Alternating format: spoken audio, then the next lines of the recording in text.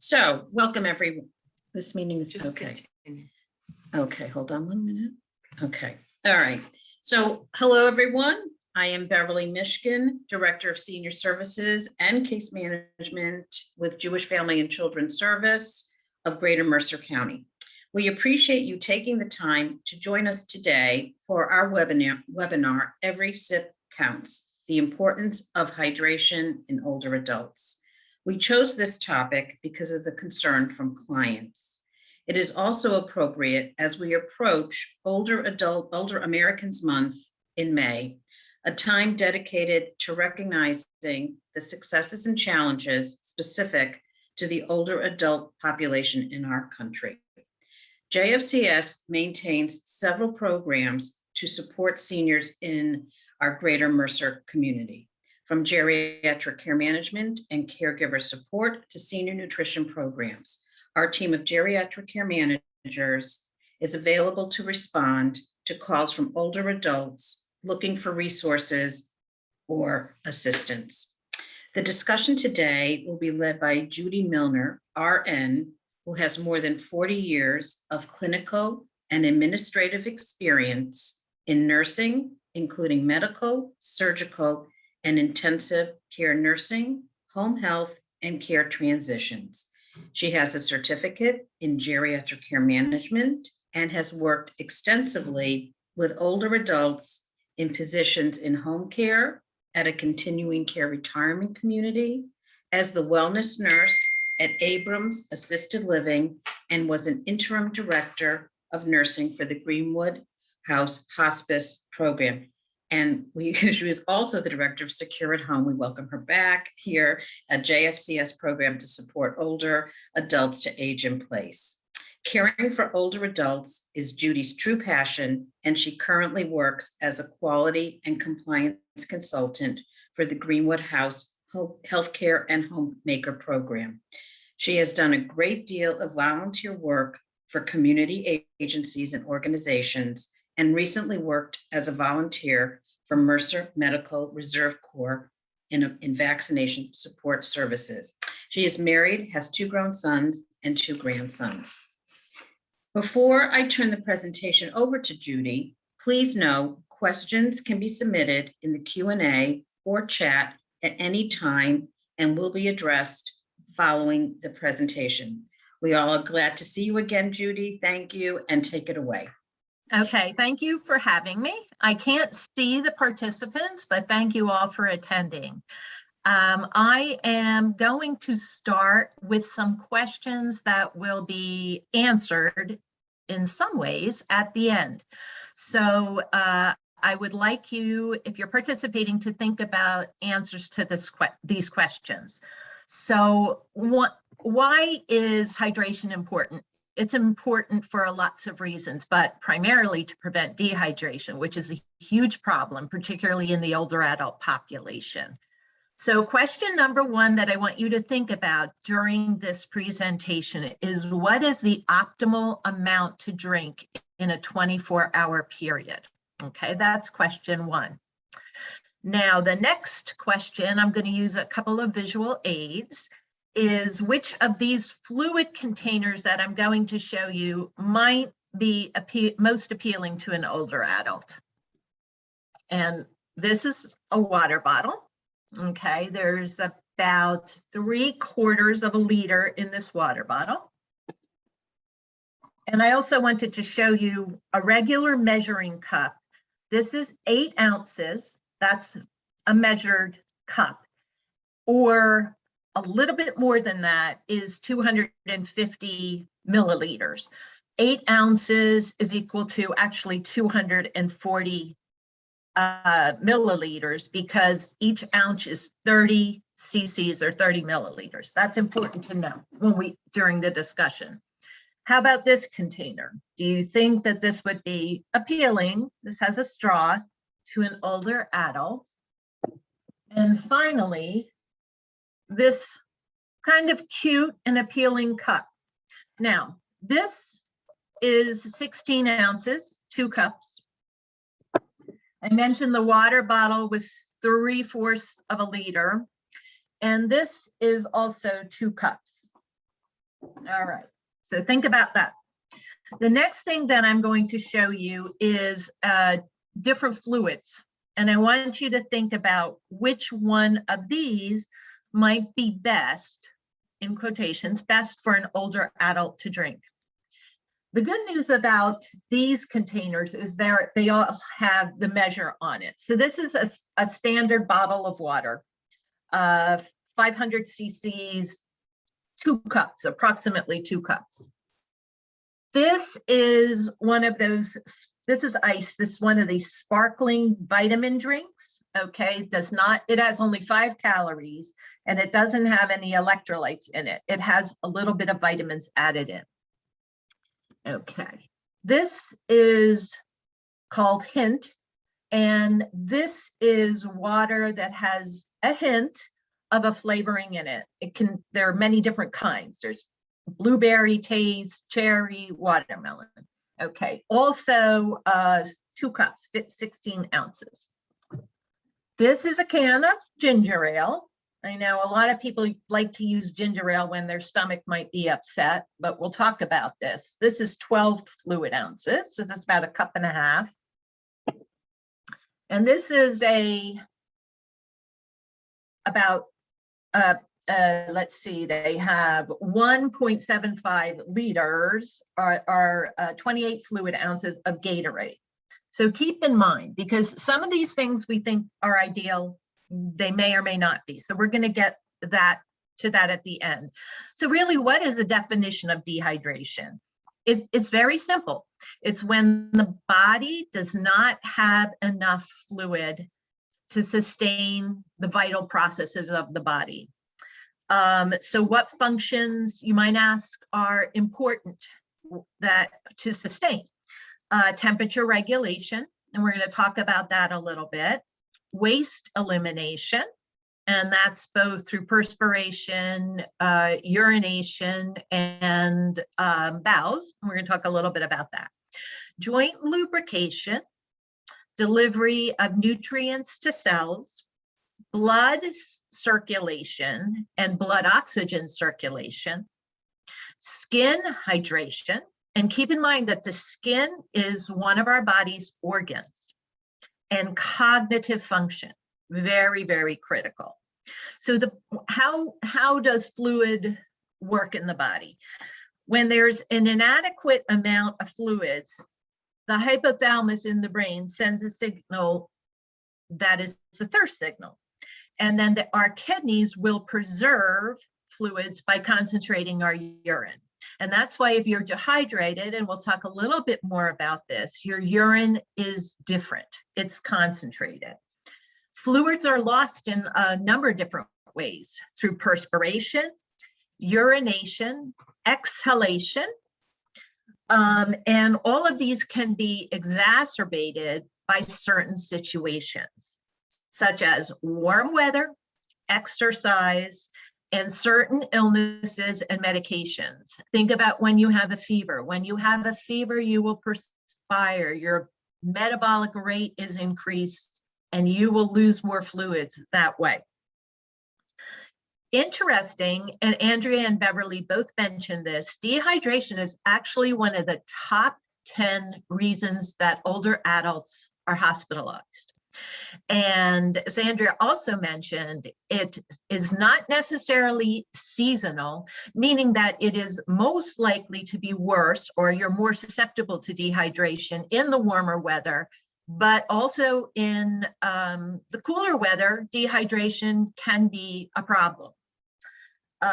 It is more significant for older adults. There's a couple of reasons why. Body changes. We have less body water. When we are born, we have 75% of our body is actually body water. It's quite a bit. 50% in older adults. The kidneys, our kidneys are less efficient. And very, very importantly, it is a natural part of getting older that we have a decreased sense of thirst. So an older adult can actually become dehydrated before they even realize that. It's not like they're getting strong thirst signals that tell them, hey, you got to drink a little bit more. Cognitive changes can lead to forgetting to drink. It's not on your mind. Medications and side effects of medications can also lead to dehydration or fluid loss. Think about what we call a diuretic, a water pill. Those are actually designed to have a person lose some of their fluid volume. But there are other more subtle things that can cause either thirst or dry mouth, such as a lot of people will take, which is not recommended, in my opinion, for older adults, sleeping aid, over-the-counter sleeping aids, such as Benadryl. They're called different things, but they can actually make you have a dry mouth. So medications can definitely create scenarios where you either retain liquid or you excrete more liquid. Incontinence. Incontinence is a vicious cycle in terms of fluid balance, because we have more irritation of our bladder, actually, the more dehydrated we get. So the more incontinence we may experience, the more leaking, etc., the more we lose fluids, but also the more we're kind of afraid to drink more. So incontinence is a rather significant issue. Fear of falling. A lot of older adults, and I experience this a lot in my practice in home care, a lot of older adults have a fear of falling, which is totally natural because a lot of older adults fall. About a third of people over the age of 65 fall every year. So they're worried about getting up at night to urinate, or they're worried about being incontinent, soaking the bed.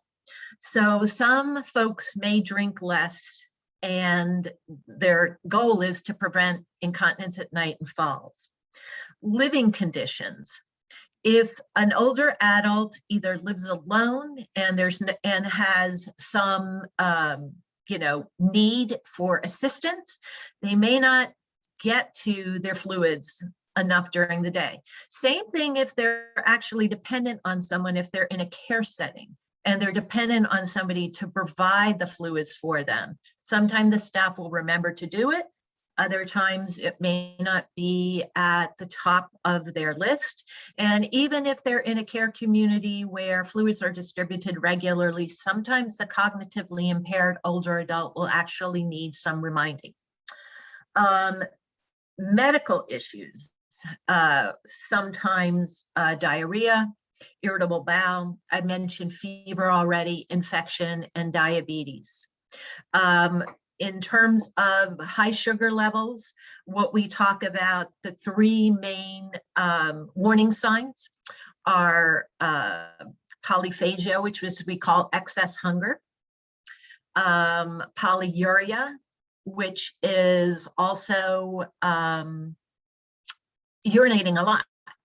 That can actually be a sign that the blood sugar level is high. So again, it's connected, and many older adults have high sugar or are diabetic. The other thing is that older adults, just metabolically, as we age, we have less temperature regulation. So what are some of the signs of dehydration? And I'd be interested if you put in the chat, if you have ever experienced dehydration, some of what you've experienced. Some of them are pretty simple. A dry mouth, for instance, dry skin, especially under the armpits, because that's where most of us get our perspiration. And actually less frequent urination. More severe, dark colored or strong smelling urine is one.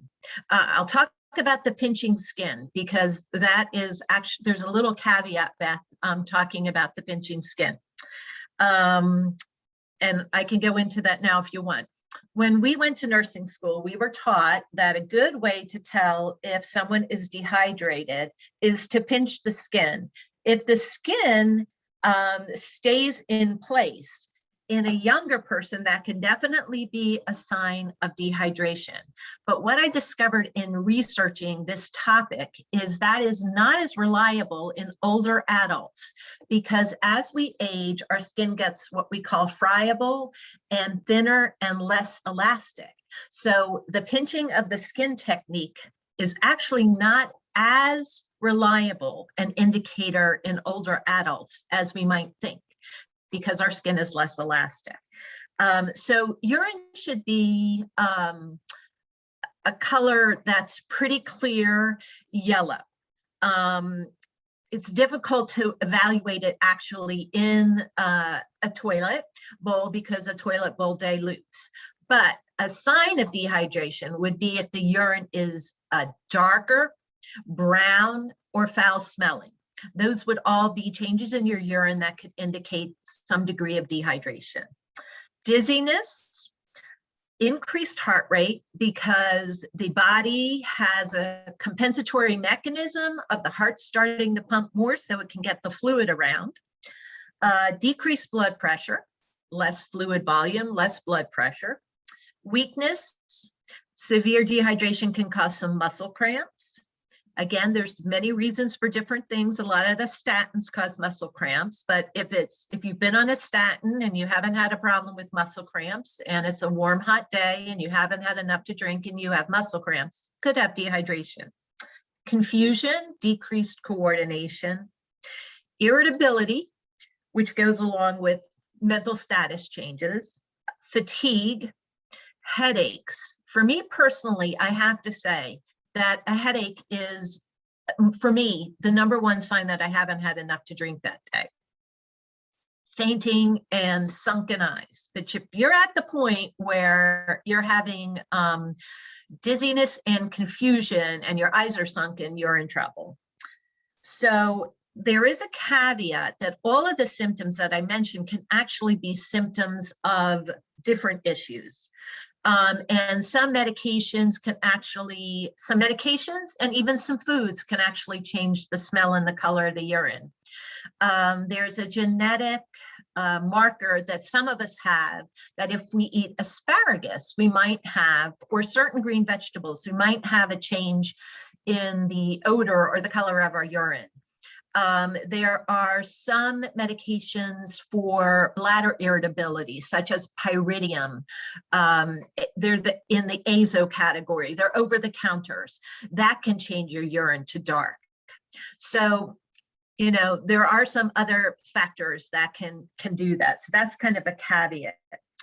The research that I did indicated that actually the best and the simplest way to identify any potential dehydration is to, if you feel any of these effects or symptoms, is to drink 6 to 8 ounces of fluid if tolerated. And within 10 to 15 minutes, the individual should actually perk up. This is actually, in pretty much all of the literature, a good way to deal with someone if they think that they may be dehydrated. But if the symptoms worsen, it's really important to call 911, because many of these symptoms, as I said, can be symptoms of many other conditions or issues. The truly most effective way to diagnose dehydration is actually through blood tests. And I'm not going to get into that specifically, but there are blood tests that look at kidney function, and that will show, and also there are some tests that you can do for the urine itself that can actually diagnose dehydration. We talk about the BUN, blood urea nitrogen, and the creatinine. So we as nurses, if a blood test is done, we can tell pretty quickly if somebody is dehydrated, if they need fluid. So let's talk a little bit about how much fluid is needed in a 24-hour period. We think that we get a decent amount of fluid from our food.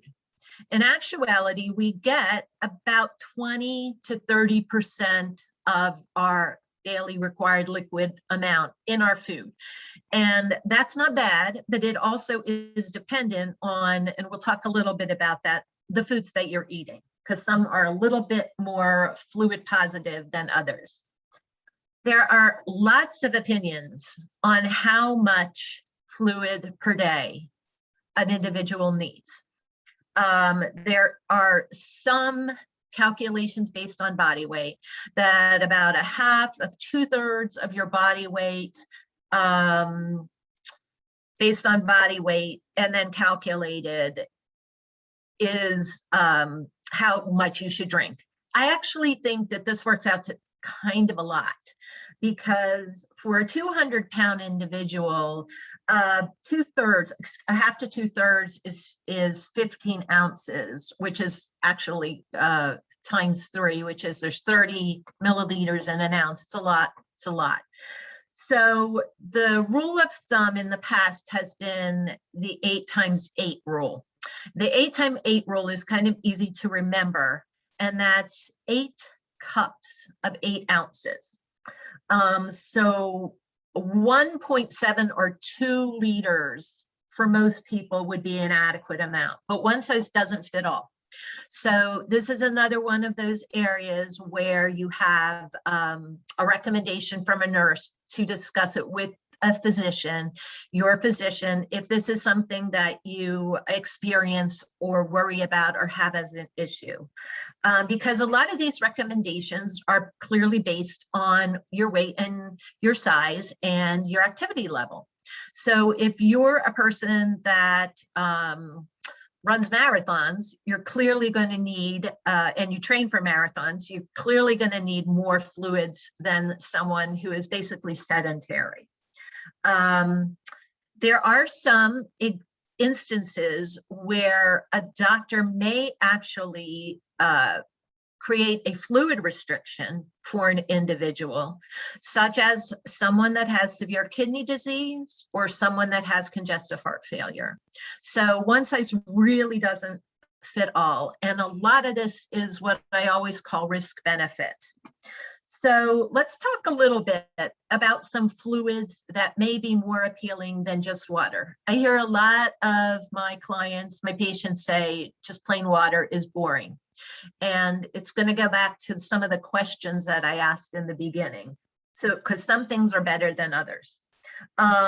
Milk, some juices might be better than plain water. Sometimes electrolyte replacement drinks, but again, there's caveats with some of these things. And some sodas. Now, people ask a lot about caffeine drinks. Do coffee and tea count towards fluid intake? And they do, but you have to keep in mind that coffee and tea and some other liquids actually have a mild diuretic effect. So let's look at this Gatorade. So everybody says, oh, Gatorade. Gatorade may be something that would be useful if you're exercising or if you're losing a lot of fluids because you have a medical condition or you're ill, but not particularly with people with kidney issues. You might not want to overload yourself with electrolytes because some kidney conditions really end up with the individual retaining some of the things that are in these electrolyte replacement drinks.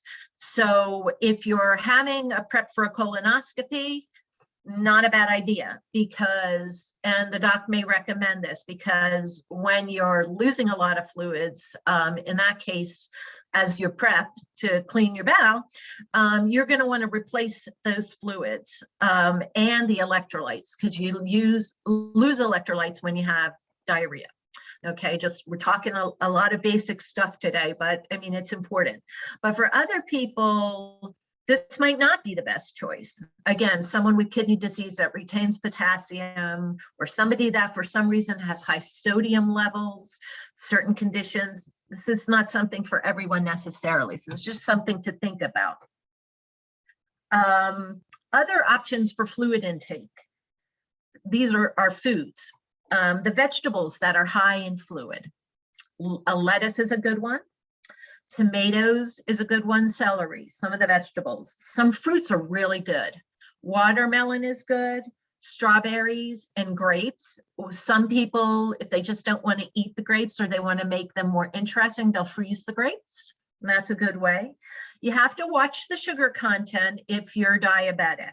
Now, in terms of exchange, about 1 cup of watermelon is equal to about a half a cup of fluid.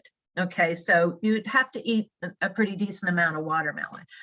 Soups are another way that people can get fluids. And, you know, it's kind of part of a meal, it can be. However, you've got to watch the sodium content in soups. When I used to do care transitions visits and my clients were primarily congestive heart failure, people that had congestive heart failure, I would go into their cabinets, I would pull out a can of soup, and it would say that in a serving, there might be 25 to 30% of the sodium daily requirement in a can of soup. Then I would say to the client, how much of this can do you have? And they would say, I have the whole can. So that in 1 can of soup, there might be 50% of the sodium requirement in a day. So that's a lot of sodium. So you do have to watch the soups. The good news is that a lot of those items, including even to cook with, broths are now made with little to no sodium. You can buy them. Less flavor, but okay. Smoothies or mocktails. Smoothies or mocktails are good and interesting ways of getting fluid. Water ice is good. Popsicles are good and refreshing on a day where it might be a hot sunny day. Again, watch the sugar content. Jello and ice chips. Again, a caveat about, so you might look at a can of soda and say, well, there's too many calories and too much sugar in there. You might be right about that. But then you might decide that you're going to use one of the diet drinks. Well, just a little caveat or a little piece of information about diet drinks. A lot of folks don't tolerate them that well. There's something called sorbitol or artificial sweeteners in a diet drink. It gives some people headaches if they drink a lot of it. And it also can cause some gastrointestinal distress. So it can make people, so it's again, a risk benefit. So you're having less sugar, but if it's giving you loose bowels, then you really haven't gained much in terms of fluid.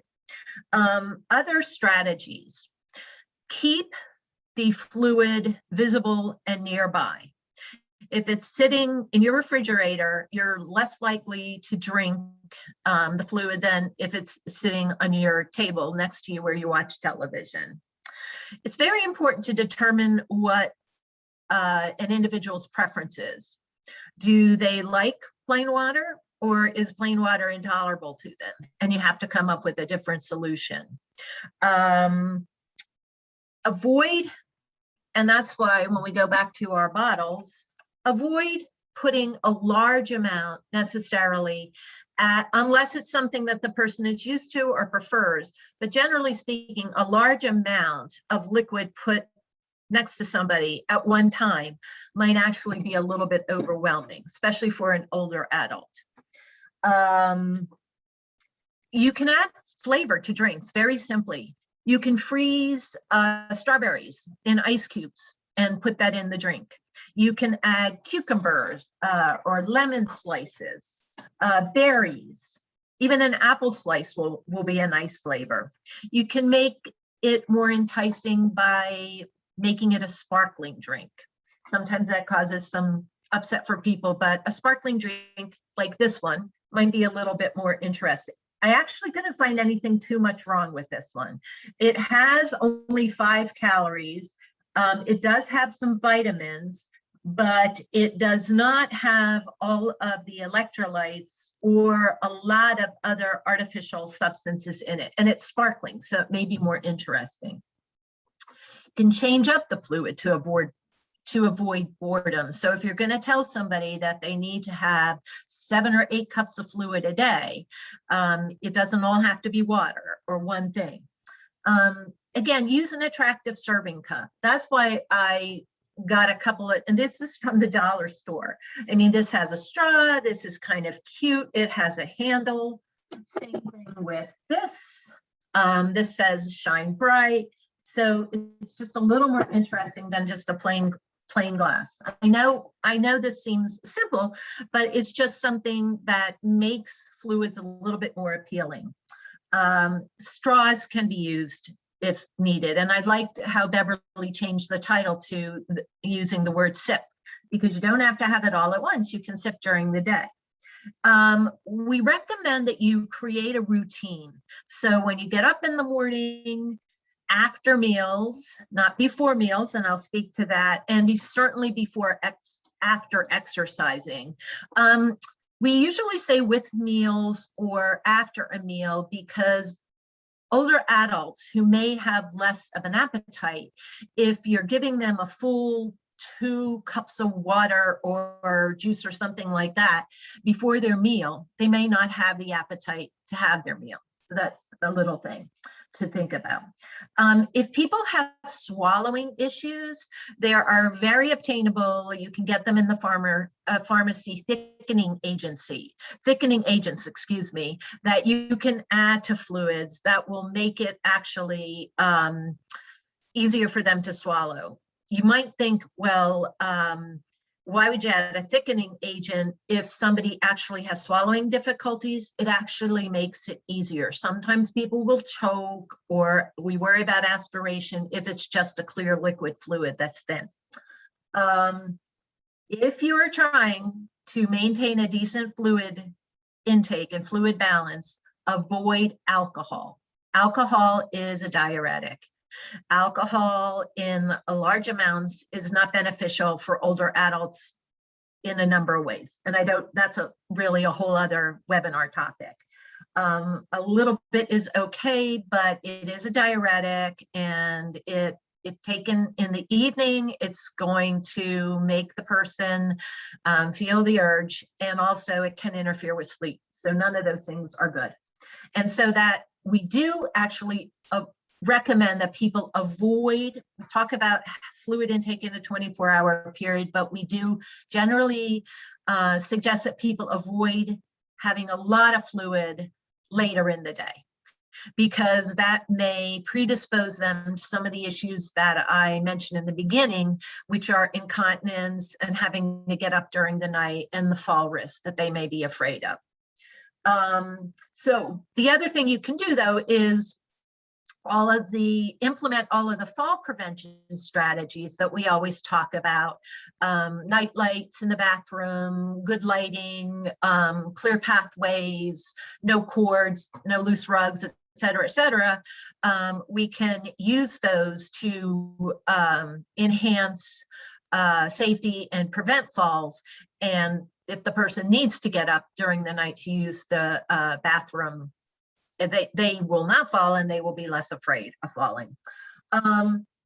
When the individual is hot, again, has excessive sweating, it's important to provide extra fluids.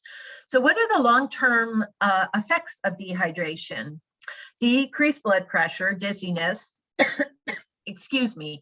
If the skin is affected by dehydration, the turgor, what we call the turgor of the skin, or the elasticity of the skin, may be affected.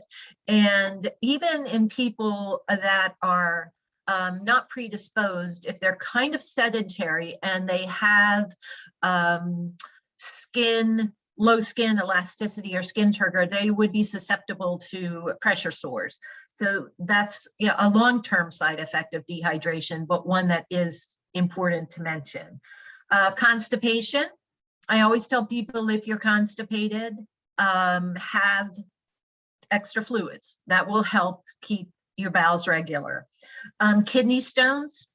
Kidney stones are formed when either people have too much uric acid in their system. That uric acid can be diluted, so to speak, by having inadequate fluid intake. So particularly if an individual is prone to kidney stones, their physicians will usually recommend that they're very diligent about proper fluid balance, and increased risk of urinary tract infections. And I'm going to talk about that a little bit because there's a caveat with that too. If untreated, dehydration, as I said, one of the top 10 causes of hospitalization, can be very serious. People can have the seizures and the muscle cramps. If their heart beats quicker, it can beat irregularly. So irregular heartbeat, confusion, blood clots, mostly in the lower extremities, but they can travel, increased infections, decreased healing, and it can also concentrate the medications that you take. So if you're taking a medication and you're having inadequate fluid intake, then that medication will be appropriately dosed. But if you are dehydrated and you take a medication, there is a possibility that the effects of those medications may be intensified. All righty. Severe dehydration can lead to shock and septicemia, so which is blood infections. So I wrote a few more pieces of information, and then we'll go back to the questions I asked at the beginning. So a skin pinch, again, in an older adult may not be an accurate measure of dehydration because our skin becomes less elastic. Any mental status change, and for any reason, should be addressed immediately. I mentioned the 6 to 8 ounce fluids. If somebody seems a little off and they may be dehydrated, they should perk up between 10 to 15 minutes. But really, any mental status change in an older adult can be a sign of many different things.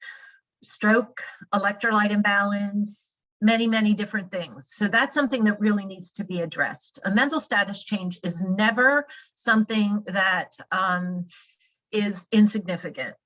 So a word about urinary tract infections. They're very common in older adults, particularly women, born women. But there is a syndrome that's called asymptomatic bacteria.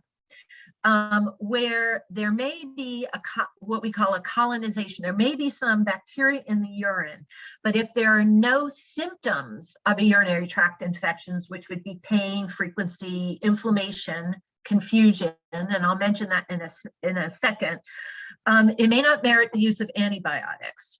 And that's important because really what happens frequently is, particularly in a care setting, if somebody shows a sign of confusion, they may dip their urine, and it may show actually some bacteria. But that specimen should really be sent off because we need to identify the bacteria and see how much of the bacteria there is before there's a use of an antibiotic, because antibiotics can be very tough on older adults. So I just wanted to mention that you know, just a dipstick that you can even buy in pharmacies over the counter for bacteria, it really merits a call to your doctor to see if it should be treated with antibiotics, because they can be serious. Now we're going to go back to the questions, and then I'll take any other questions. Let me go back. So, all right. So what's the optimal amount to drink in a 24-hour period? I think I've made it clear that it's variable, but a good rule of thumb is about 1.7 or 2 liters of fluid, which calculates out to about 7 or 8 cups, meaning cups like this. This is 2 cups a day. Which of the fluid containers that I showed you might be most appealing to an adult? The answer to that is whatever they like. So you can try different things. You know, there's all kinds of things that you can put pictures of grandchildren on mugs, whatever appeals to them, but keep it at their side and keep it available.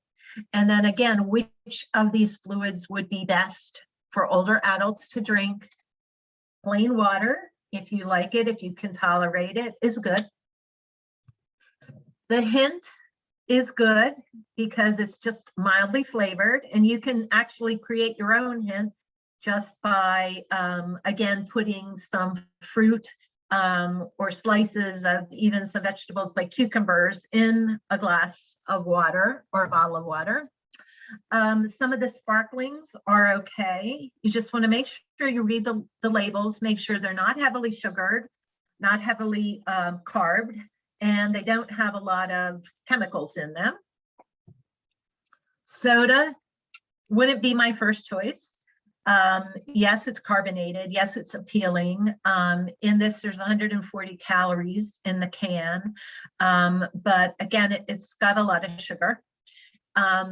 And I also find that when you increase with the sugar in a drink, it does have a tendency to have a mild diuretic effect. And then the Gatorade. And again, we all think Gatorade is great. And I think Gatorade is great if you're ill, if you have diarrhea, if you're prepping for a colonoscopy, if you've done a lot of excessive exercise and you know you're perspiring and you're losing fluids and electrolyte in that way, this is good. But again, it's not for everybody because it does have those electrolytes. And actually, some of these drinks do have some decent degree of sugar or carbs, and the ones that are low sugar or carbs could have that the sorbitol or the artificial sweetener that I mentioned that could really upset someone's stomach. So let's see, I've gone on for about 40 minutes. What I did promise Beverly that I didn't, because this is a new computer for me, I didn't want to put this into a PowerPoint presentation because I wasn't sure I'd be able to share the screen and do all those fancy technology things.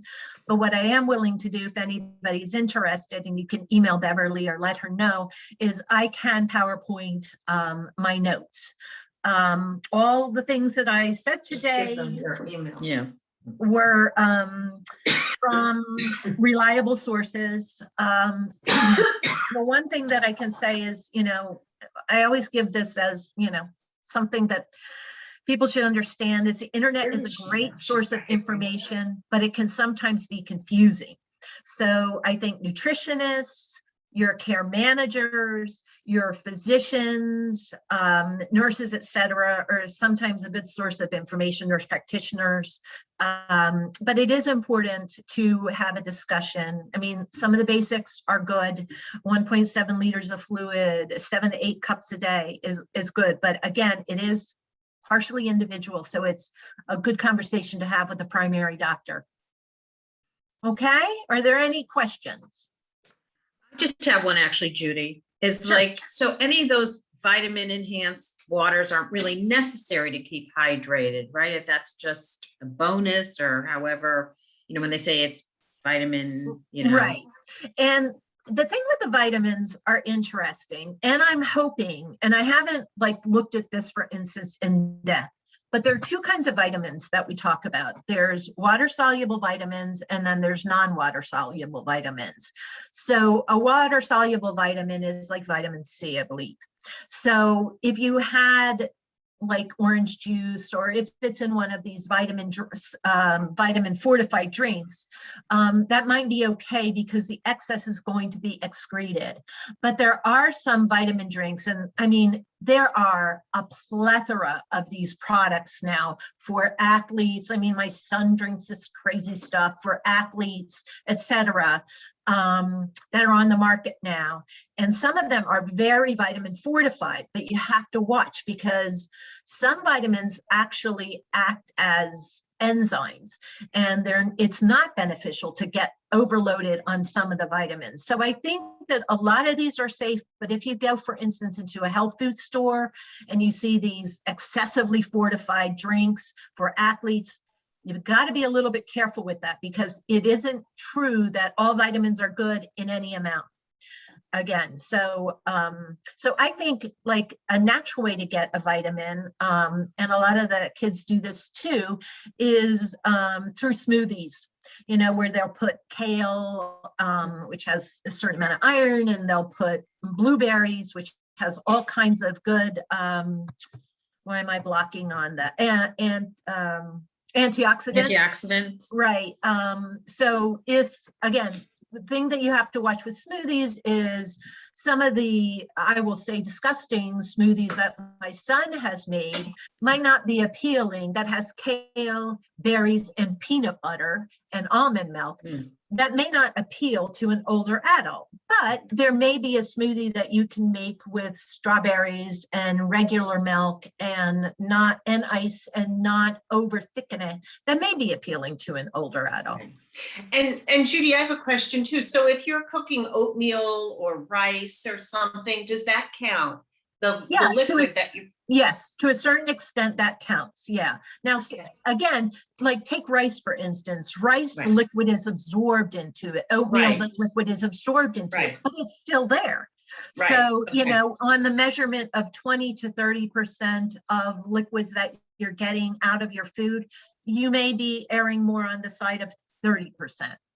Right. Okay. Oatmeal is good because oatmeal will help with constipation. Rice, on the other hand, is on what we call the bratty diet. Right. So that may have the opposite. But yes, cooking with fluids definitely helps. It counts. Or pasta for that matter too. Right. Exactly. Okay. Anything that absorbs fluid is going to count. Like, and so it's good to keep all this in mind when you're doing it, counts towards your tally. It counts towards your tally. To that, Okay. to the 1.7. Yeah. Yeah. 1.7 liters. So Liters, right. But I mean, but again, like you read all kinds of things. Like if you did the body weight calculation for a 200-pound man, it's like 4.5 liters. That's ridiculous. I mean, so the giant bottle, this is 2 liters. Right. So probably just a little less than this. It's 1.7, right? Right. And that includes all the soup and everything that you're eating and taking in during the day. So I'm not going to pretend that it's not an insignificant amount of fluid that they recommend. They're recommending, you know, this is 2 cups.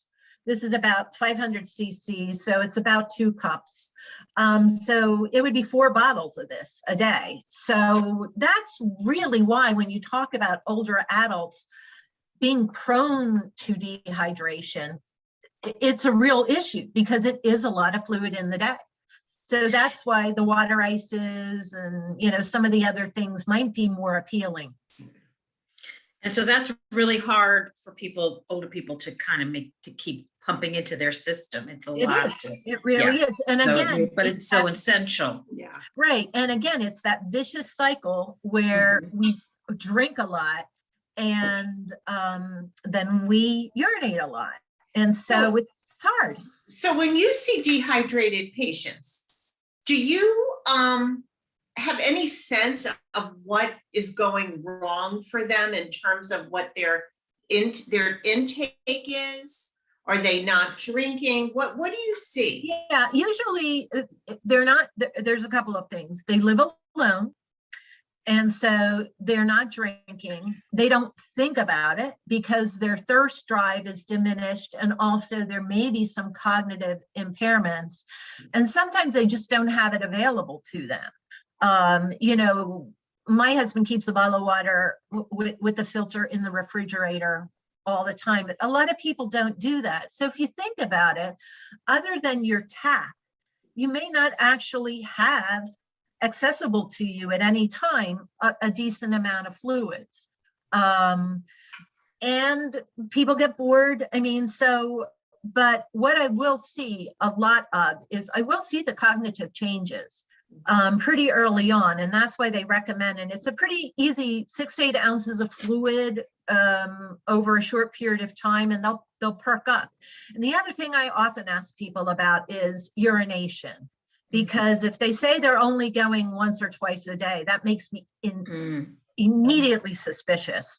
And then I'll ask the color of their urine. But again, color is a funny thing because that can be affected by a lot of things. Yeah. But if they say it's dark, or say that somebody is wearing an incontinent garment and their caregiver notices that the urine is dark yellow, foul smelling, or even brown, I'll automatically assume that they're not getting enough fluids. Wow. The first thing they're going to do, as long as people don't have kidney disease or congestive heart failure issues, when someone goes in, an older adult goes into an emergency room, they're going to pop an IV in, and not just for access, but for fluids. The fluid. Interesting. Yeah. Thanks. Well, thank Judy. This was so terrific and I comprehensive. actually Right. learned a lot from my You know Starting what? to ta- When studying to prepare, I learned a lot because Yeah. again, as an old nurse, the skin pinch test, I thought, oh, that's easy. And I've done it myself on people. And then I realized, and if you think about it, when you look at an older adult, their skin is very thin. It's so I learned a lot myself, to tell you the truth. And I learned I'm not drinking enough. So I have Yeah, I think We all did. I think I just put my bottle right here at the start. So, but thank you again. And Wonderful. if as Judy said, if anybody wants a PowerPoint version, my email is Beverly M Beverly and Ms. Mary at jfcsonline.org. You can also go to our website, www.jfcsonline.org. Oh, okay. And we have our resources, articles, and these webinars we do record, so you can go back to them on our YouTube and on our website. And it'll be in our senior newsletter as well. If you want to go back and check on some of the wonderful information that Judy has provided. And I miss you Okay. all, and love you all, and stay well. You too. I miss you too. And I'm happy to do this. Great program.